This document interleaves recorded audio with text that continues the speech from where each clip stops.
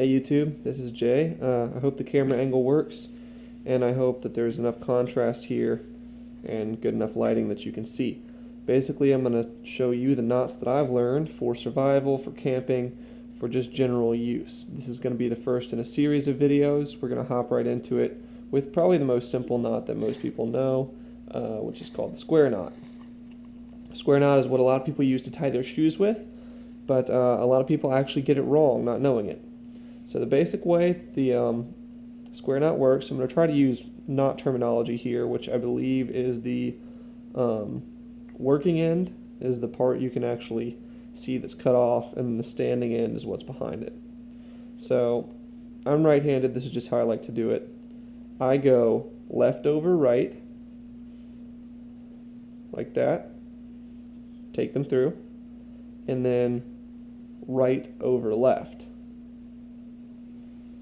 And then you're going to pull those tight, and what you should see is two sort of loops like this, each interlocking and holding each other in. Now, if you were to do it the other way, basically the principle is whichever one is you use to go over the top, you always want to use on top. So for instance, just follow this tip specifically. It goes over the top, left over right. And I've still got this tip. Now this tip is in my right hand, so right over left. Pull it tight.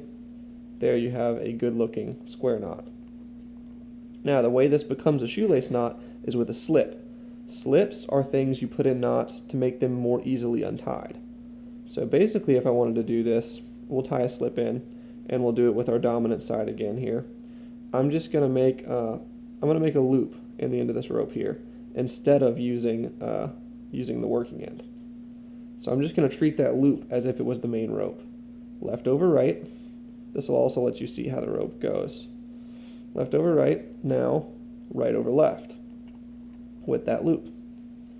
I screwed up, I shouldn't have done that. Alright, basically, we'll tie the knot like normal for the first half. Left over right.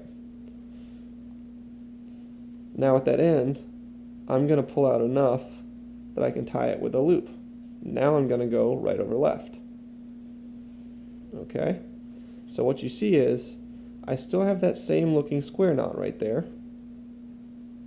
I have a loop on one end now instead of a standing end, and then I have two standing ends on the other. What this allows for is, you can see if I put pressure on the rope, it's not going to come undone. But if I were to pull on, that's the standing end, if I were to pull on the end of the slip, what you'll see is that slip knot right there, it's going to slip through, and then if I were to pull on the ropes again, everything comes undone. Now all a shoelace is left over right, and then you just take two slips instead of one, and then you go right over left. Now I didn't pull out enough line, so it might not work out just so perfect, but there you see it. It's your typical bow is a square knot. The mistake a lot of people make is they tie what's called a granny knot. Instead of keeping one rope as the dominant rope, they'll say, I'm going to go left over right,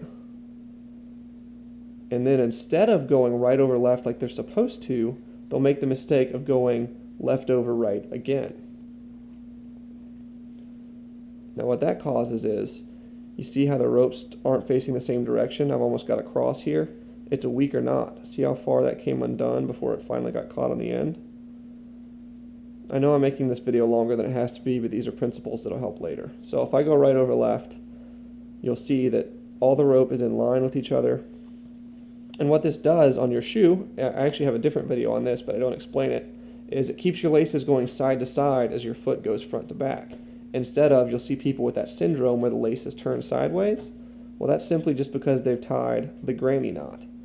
They've gone left over right twice in a row, like I'm doing here on purpose, making a mistake to show you. So as you can see, the bow turns sideways instead of going along the shoe. More videos to come, more complicated, more useful knots. Also, of course, if you're still watching, the actual square knot can be used for purposes other than attaching two pieces of line together, but it's a good way to learn it. Thanks for watching.